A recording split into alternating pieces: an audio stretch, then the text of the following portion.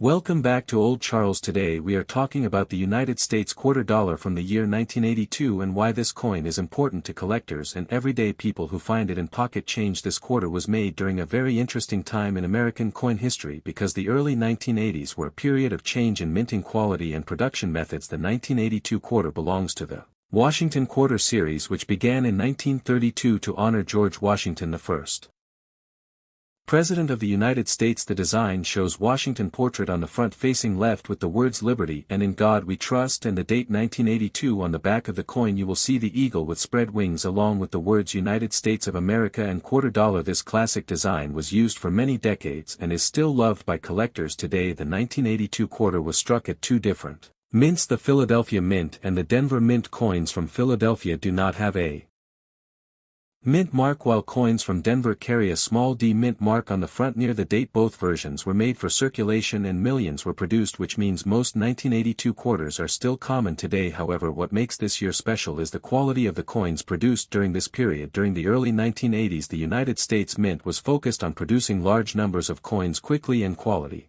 control was not as strong as in earlier decades. Because of this, many coins from 1982 show weak strikes, poor details and surface marks even when they were new. When we talk about value, the condition of the coin is the most important factor. A 1982 quarter that has been heavily circulated with wear on Washington hair and the eagle feathers is usually only worth its face value of 25 cents. These coins are extremely common in worn condition and are mainly used as spending money. However, if you find a 1982 quarter in better condition,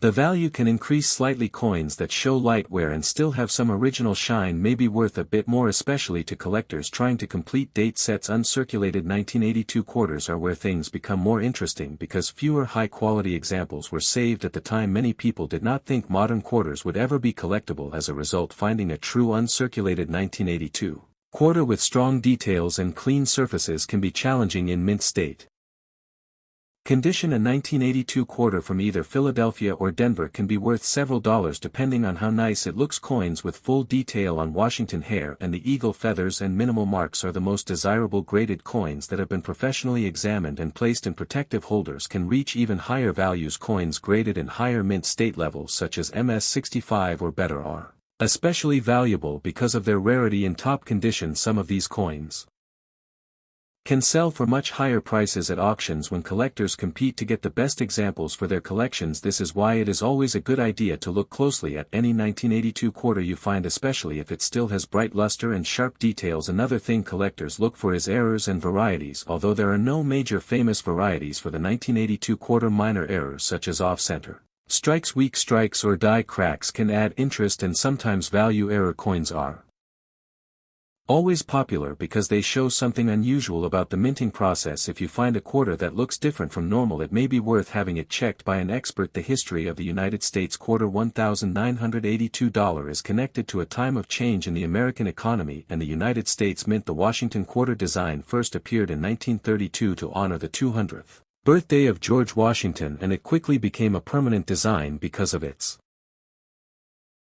popularity. By the time 1982 arrived, the Washington quarter had already been in circulation for 50 years and had become one of the most familiar coins in everyday life. During the early 1980s, the United States was dealing with inflation, rising costs and high demand for circulating coinage. The mint was under pressure to produce large numbers of coins quickly to keep up with public needs. In 1982, the United States Mint continued striking quarters in a copper-nickel clad composition, which had been introduced in 1965 after silver was removed from circulating coinage. This change was made because silver had become too valuable to use in everyday coins and people were saving silver coins instead of spending them. By 1982, the clad composition was well established and allowed the mint to produce coins at a lower cost while still maintaining durability. The quarter dollar remained an important part of daily transactions and was heavily used across the country. The year 1982 is especially important in mint history because it came during a period when minting standards were not as strict as earlier decades. The focus was on quantity rather than quality, and many coins from this era were struck with weaker details and less careful finishing. This is one reason why high-quality examples from 1982 are harder to find today. Unlike earlier years, the mint did not produce proof sets for collectors in 1982, which further reduced the number of well-preserved coins available. This